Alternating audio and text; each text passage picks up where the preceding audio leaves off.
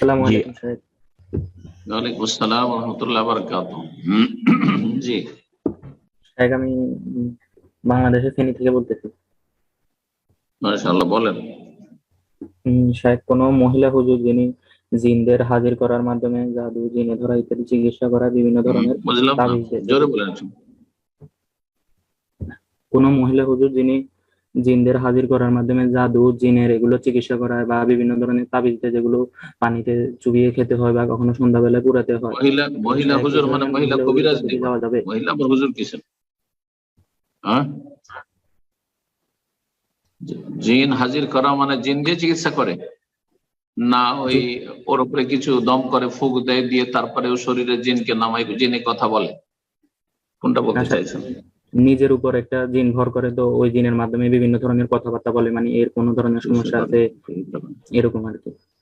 যারা এইরকম, আমাদের এটা দেখা পরীক্ষিত এবং কোরআন হাদিসে যতটা পড়েছি, বা ওলামাদের যেসব মতামত পড়েছি, যারা আকিদার ওলামারা যা বলেছেন, তা হচ্ছে যারা এই রকমের জিন দিয়ে চিকিৎসা করে তারা শিরক বিদআত মুক্ত নয়।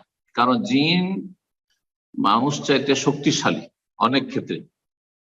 জিনদেরকে আমরা দেখি না, কিন্তু জিনেরা আমাদেরকে দেখে। তো জিন আমার উপকার করবে, আপনার উপকার করবে যতক্ষণ পর্যন্ত, হ্যাঁ, আর এইসব এই ধরনের উপকারগুলি যাদের করে থাকে বা এই ধরনের কাজে যাদের এসে থাকে, যতক্ষণ পর্যন্ত কোনো শিরকি কর্মকাণ্ড না করবে, জিনের সান্নিধ্য লাভের জন্য, নৈকট্য অর্জনের জন্য, অথবা কোনো বেদাতি কার্যক্রম না করবে, ততক্ষণ পর্যন্ত কাজে আসবে না, এসব কাজ করে দিবে না, বা জিন বসে আসবে না। জিন বসে করা প্রথম কথা হারাম, জায়েজ নয়। আর তারপরে জিন দিয়ে চিকিৎসা যারা করে তারা শিরক বিদআত মুক্ত নয়। সুতরাং তাদের কাছ থেকে চিকিৎসা নিতে গিয়ে ইমান আমলকে, ইসলামকে ঝুঁকিতে রাখবেন না, যাতে ইসলাম নষ্ট না হয়ে যায়। তো এসব থেকে বেঁচে থাকবে। যারা কোরআন সুন্নাহ থেকে, কোরআনে কারীমের আয়াত দিয়ে রুকিয়া ঝাড়ফুঁক করে এবং জিনকে বিতাড়িত করে, অথবা রাসূলুল্লাহ সাল্লাল্লাহু আলাইহি ওয়াসাল্লামের হাদিসে যে সব সুন্নতি দোয়াগুলি রয়েছে সেসব দোয়া দিয়ে, অথবা এমন বাক্য দিয়ে যেই বাক্যের অর্থ স্পষ্ট, যে সেই অর্থে বা সে বোধগম্য এবং তাতে কোন রকম আপত্তি কিছু নেই। জি, ভালো দেওবন্দি আলেম আমার ওস্তাদ ছিলেন, জিনের চিকিৎসা করতেন। হ্যাঁ, জিনকে আয়নাতে নিয়ে এসে হাজির করতেন। একদিন আমি তাকে জিজ্ঞাসা করে ফেললাম, এটা আমার অভিজ্ঞতা বলছে, আমার চোখের সামনে। তখন আমি মদিনার প্রথম বছরে, তখন মদিনা ইউনিভার্সিটিতে পড়ি।